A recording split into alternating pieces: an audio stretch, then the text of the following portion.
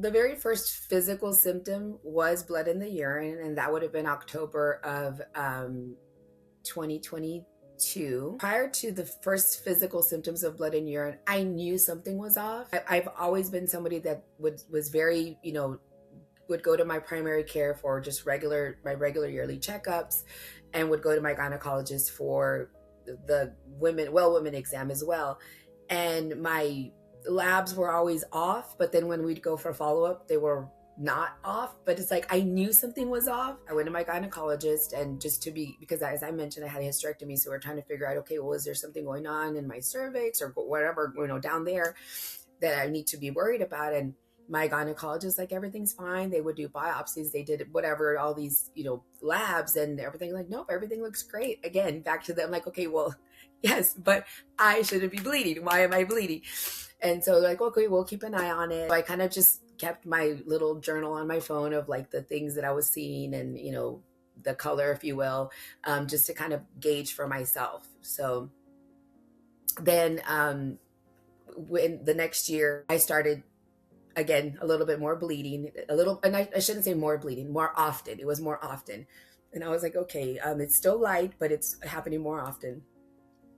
And then March of that same year, I was at work, and I started feeling like I had a lot of pain, but I had pain like underneath my chest, kind of like where your rib cage meets. And I'm like, and at first I was like, wow, that hurts, like that. It felt weird. And then I'm like, okay, am I having like it? I was like, it didn't feel like I was having gas, but I was like, what could it possibly be?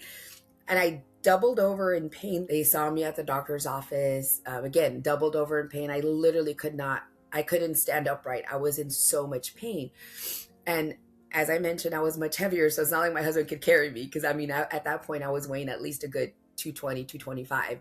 And so, but I was in so much pain. And I'm like, so they did an ultrasound, and they're like, no, there's nothing wrong, but we'll send out an MRI, order for you to get an MRI. And then that symptom of that pain just went away.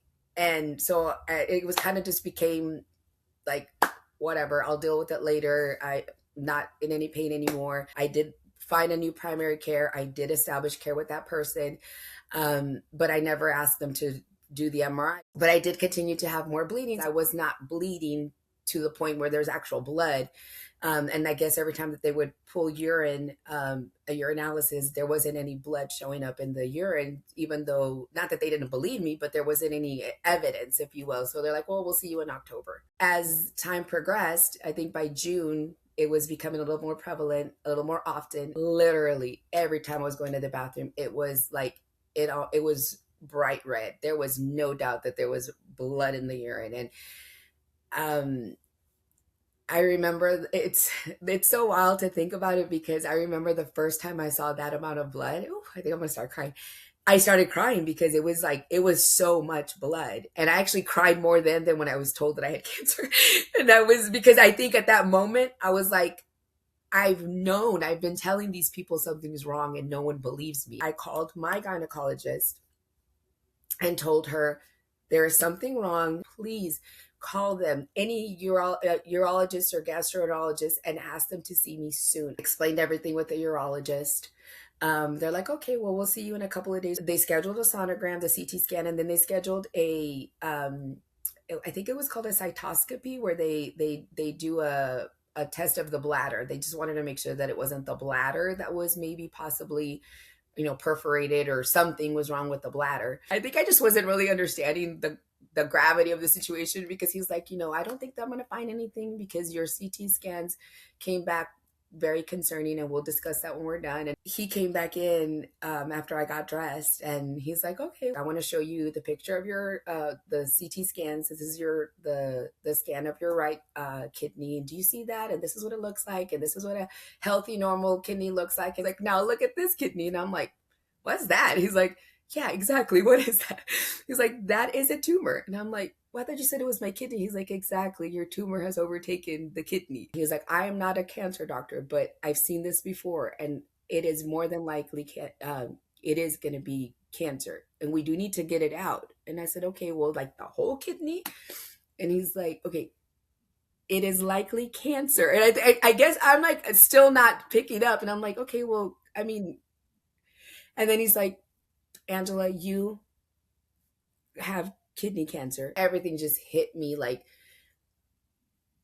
there was no, it was just, it was so wild to think like I don't think I really had that moment until he finally said, we need to get this out as soon as possible. This is what it made me like feel like, oh my God, is the cancer just growing all over my body that I mean, we're not even talking like weeks. We're like within like 10 days, we're getting this out. And it made me like really start thinking like the worst. I had the surgery on a Tuesday, and then Thursday morning, the urologist comes in and tells me that pathology has come back, and unfortunately, it is stage 3, and that the reason they staged it as stage 3 was so apparently with kidney cancer, the size of the tumor is what staged it at stage 2. But when they went in to remove the kidney and the tumor, because the tumor was in the kidney, the surgeon saw that the renal vein had, I guess, traces of or signs of cancer. They ended up also removing my adrenal gland. The good thing is that you're young enough. I believe it was 47. And then it goes, and the other good thing is that, we've come a long way. So while we don't know how long you may have, it looks very promising. We started on pembrolizumab, which is immunotherapy. I started on immunotherapy, which was one dose every 6 weeks. And I did that for 12 months. And during that time, every month, every 2 weeks, I was having labs drawn.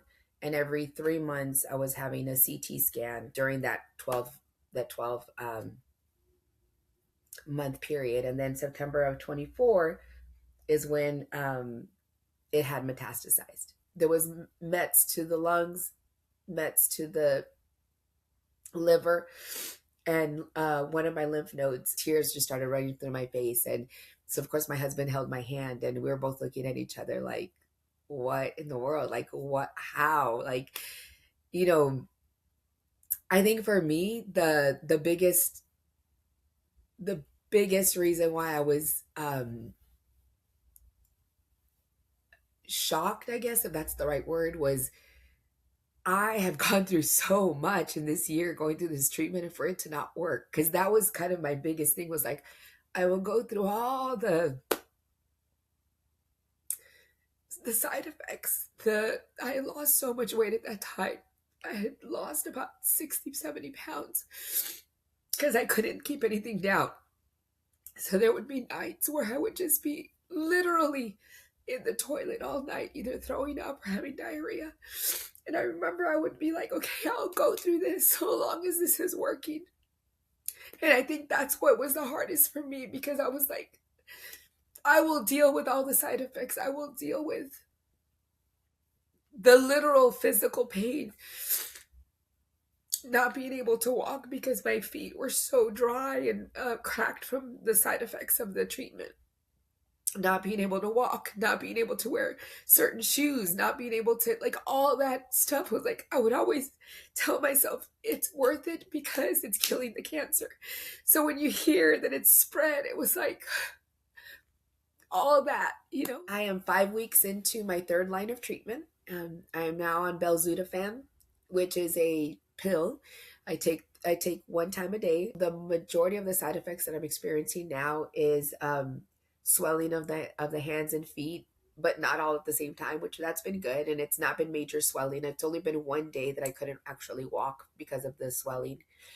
But the fatigue, which I did not experience the severity of the fatigue that I feel now in the previous treatment. I think professionally, I think that's where cancer hit me the most, because in my mind, I had myself on this trajectory of like, I'm going to go from, my position to the next level, to the next level, to the next level. My prayer is always, God, please, please preserve my brain. I am definitely no genius, but my identity has always been in me being a knowledgeable person, somebody that can grow and do the things. And so that's always been to me. So even though my brain has always shown clear, no evidence of disease in the brain, the fact that I couldn't thrive professionally, if you will, that hit me initially. When I say that I'm thriving with cancer, of course, I'm not yet a survivor. I mean, I'm hope to one day be labeled that, and I don't want to ever say that I'm just living with cancer, because to me, I feel like when I hear myself saying that I'm living with cancer, that I'm just accepting the cancer and doing nothing. In the 2.5 years that I've been diagnosed with cancer, my husband and I have still continued to travel. I still host parties, maybe not as many and as often, but I'm still hosting. I still go to work. I don't always go in person, but I still stay as active as I can, working virtually. Um, I go for walks with my husband when I'm able to. So for me, thriving is still allowing myself to do things, experience things, live without accepting the fact that yes, I do have cancer. I obviously will. I'm in stage 4, so I will have this stage 4 diagnosis for the rest of my life. But I'm not going to stop living. My hope for the future is that we in America and the world will hopefully find better treatments for people with stage 4 cancer. Obviously, I hope to um, be at a point where I'm in a where having a treatment, that they find a treatment, maybe it's this one or another one that works for me, so that I can hear no evidence of disease. I want to live, and I'm going to do whatever the heck I have to do to make sure I give myself a fighting chance. I'm not going to get lost in the system. I'm not going to fall through the cracks.